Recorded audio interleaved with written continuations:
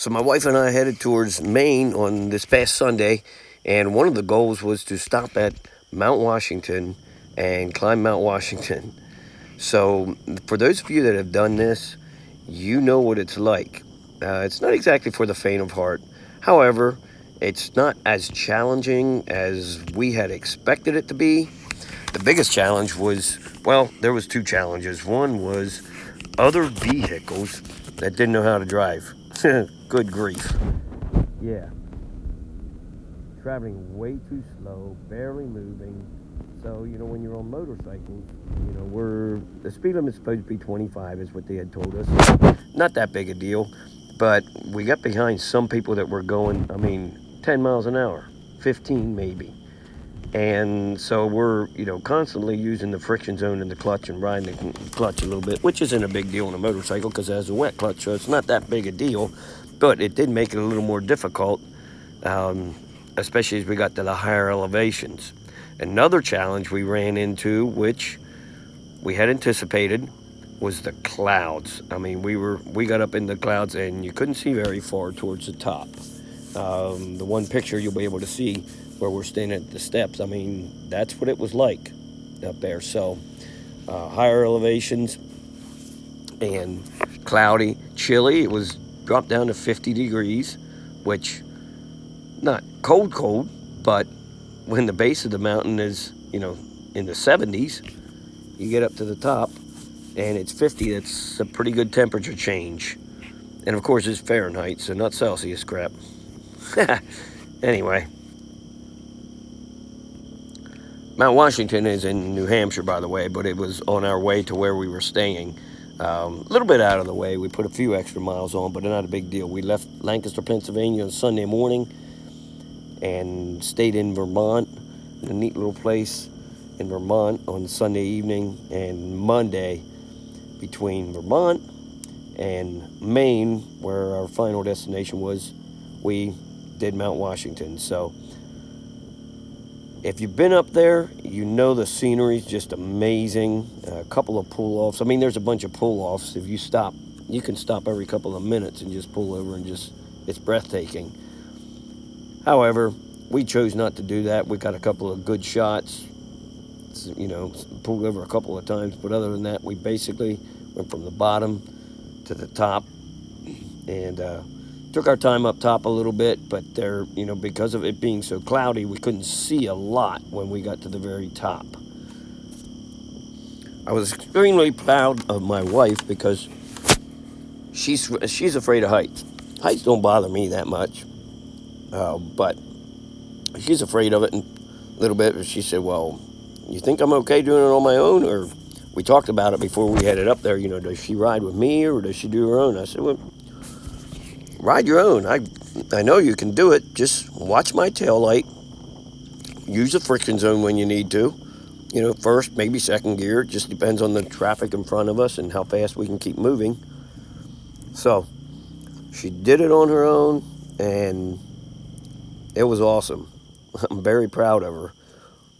So, for those of you that are thinking of doing it, if it's on your bucket list, just get it done, I was actually planning on doing it earlier this year, and the weather did not cooperate. So I canceled the entire trip, because I was tying it in with a couple of other things on a trip to the Northeast. And weather was just crappy. We had storms moving through. And so I had to cancel the entire trip just because I knew it was one of the things that I wanted to do. And, well, bottom line, it probably at that point in time would not have been safe.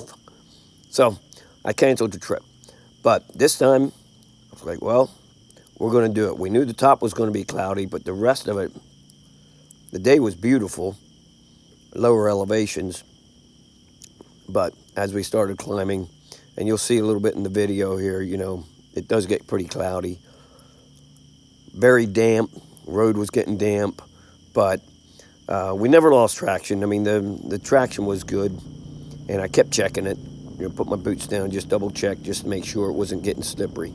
It didn't get slippery at all, so we never lost traction. It was good. It was fine. I mentioned earlier about the temperature change and the difference. So if you decide to do something like this on a motorcycle, climb Mount Washington, or it was the same thing on Pikes Peak last year when I was up there on the motorcycle. Whenever you go, if you're going to extreme heights or higher altitudes, just pay attention to the temperature changes and dress accordingly, because if you don't, you're going to get up there and you're going to wish you had more clothes or a better jacket or whatever. And it's not going to be as comfortable, and you're going to start thinking about that, and you're not going to be as focused on what you need to be doing on the roadway riding the motorcycle.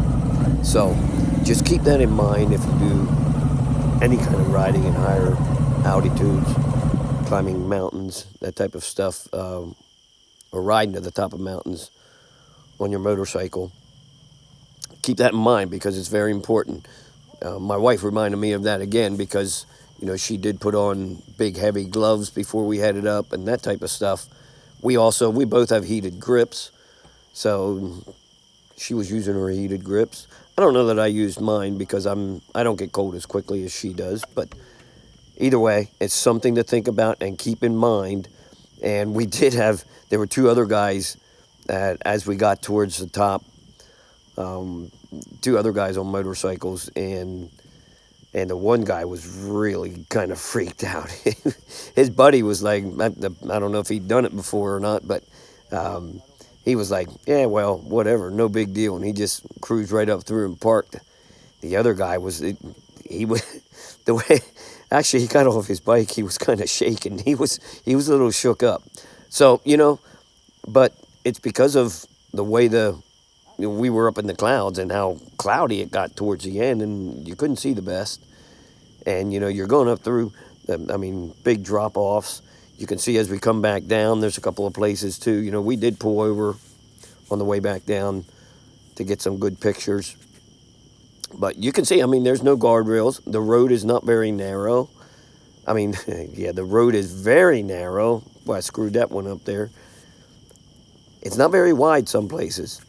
And the sad part is, not only do some people drive too slow going up through there with their vehicle, and it makes it a little tough for other people.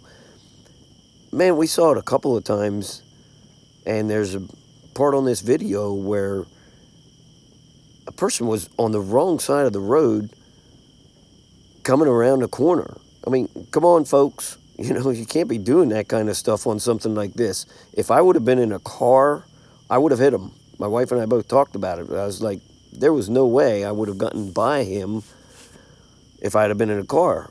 I was in a motorcycle, so I had more room. I could get over.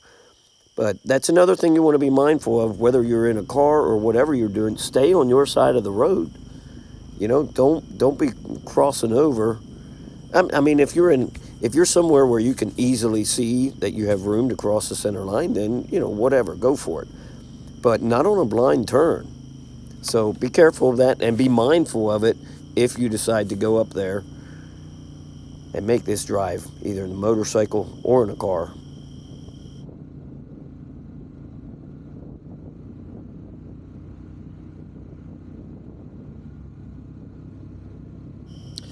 Which, by the way, this is the highest mountain peak in the northeast part of the United States.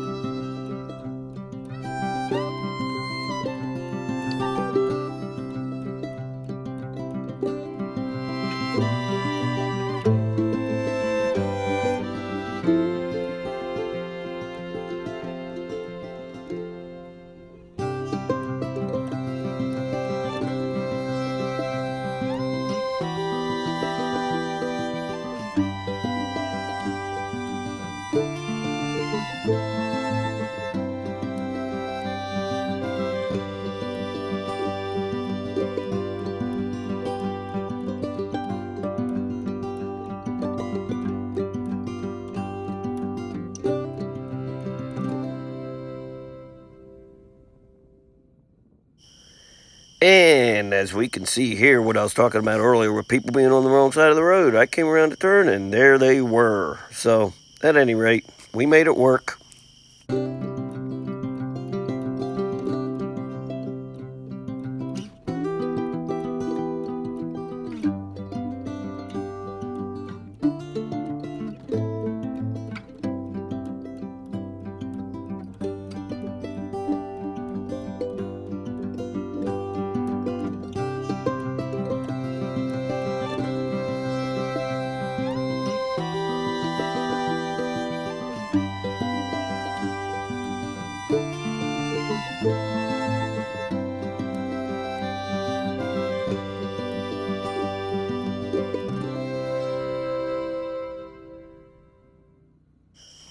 As we got back down to the bottom, we ended up stopping at the gift shop. And like I said, I was extremely proud of my wife. But hey, if you're enjoying the videos, hit that like and subscribe button.